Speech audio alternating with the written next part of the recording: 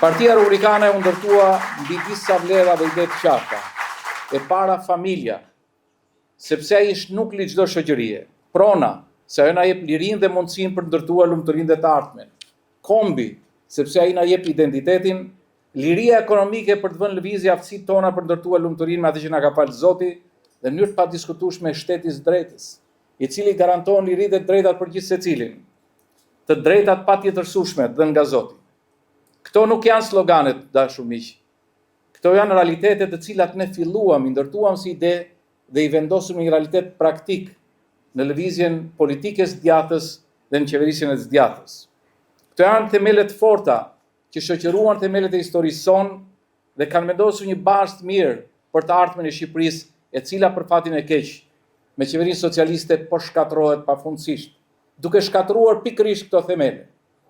Ata që themeluan këtë parti me në krye Sabri Godon na lanë një porosi të thjeshtë, por dhe një përgjegjësi të madhe.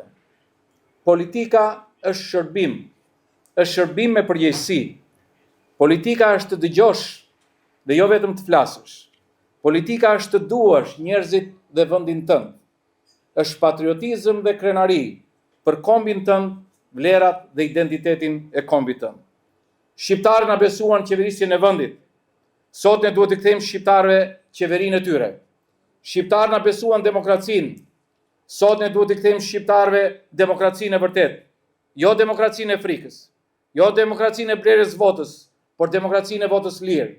Jo demokracinë e karteleve të drogës dhe të korrupsionit, por demokracinë e ligjit dhe të shqiptarëve.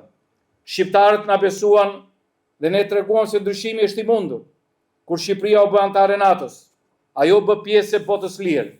Sot detyra jonë është e qartë të rikthejmë vlerat e NATO-s dhe të Europës në një vend që po shkelen çdo ditë nga kartelet e drogës dhe të krimit që sundojnë qeverinë, nga njëri i cili nuk pyet për asnjë gjë, për asnjë interes, Edi Rama. Të rikthejmë jetën politike shqiptare, besimin tek ligji, përgjegjësinë tonë individuale për të bërë më të mirën për kombin tonë. Të rikthejmë dinjitetin tonë së pari për të rikthyer dinjitetin shqiptarëve. Të luftojmë për liritë e drejtat e qytetarëve, pronën, lirinë, ta mbrojmë familjen, ta mbrojmë kombin shqiptar, ta flasim me zë të fortë, sepse nëse do të lëshojmë familjen shqiptare, ne kemi lëshuar kombin tonë. Por ndryshimi, thash, duhet fillojë në radhë parë me vetveten, përpara se të kërkojmë të ndryshojmë tjerët apo ndryshojmë shoqërinë. Të jesh në politik nuk është privilegj, është përgjegjësi personale, por dhe kombëtare. Ne duhet dëgjojmë shqiptarët, ti dëgjojmë ata me vëmendje, por ti dëgjojmë më shumë me mendje dhe me zemër. Sidomos ata që kërkojnë më shumë prej nesh, sidomos ata që na kritikojnë. Kemi një keqje shumë të madhe përballë. Prandaj çdo zë kundër kësaj qeverie është i vlefshëm dhe bashkimi i domosdoshëm. Nëse nuk pranojmë ata që na duan ndryshe, ata që na duan më të mençur dhe më të mirë, ne nuk kemi pranuar të bëjmë atë që duhet. Bashkimi në diversitet, bashkimi në qëllim janë forcat e ndryshimit të opozitës dhe të Shqipërisë. Bashkimi në rrugë, në sheshe, në forcën tonë, për treguar që nuk jemi vetëm parti politike, por jemi zë shqiptarësh që nuk e pranojnë dot për çmimin dhe për buzjen. Ne nuk jemi trashëgimtar të pushtetit. Ne jemi trashëgimtar të një misioni, jo për të ruajtur karriget, por për të mbrojtur vlerat.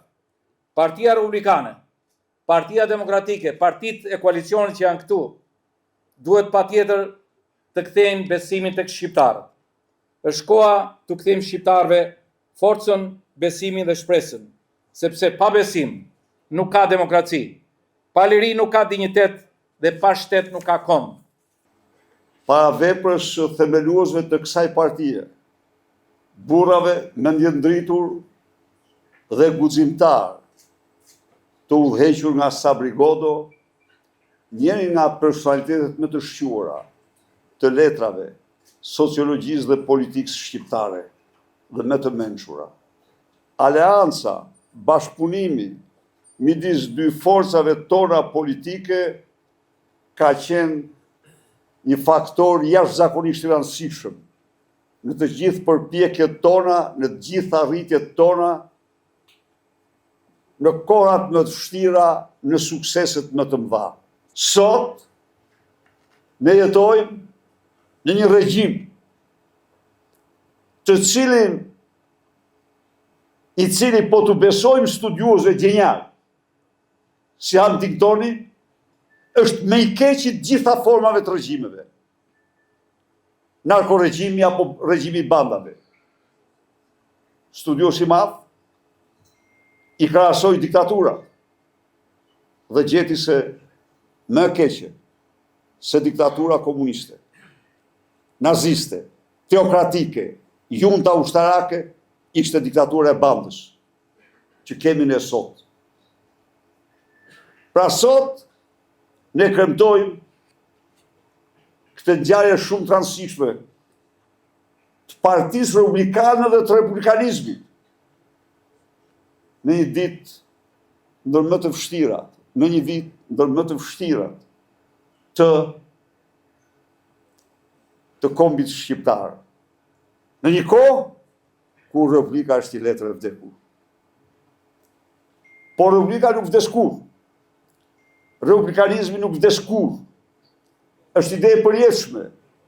Historia ka provuar këtë.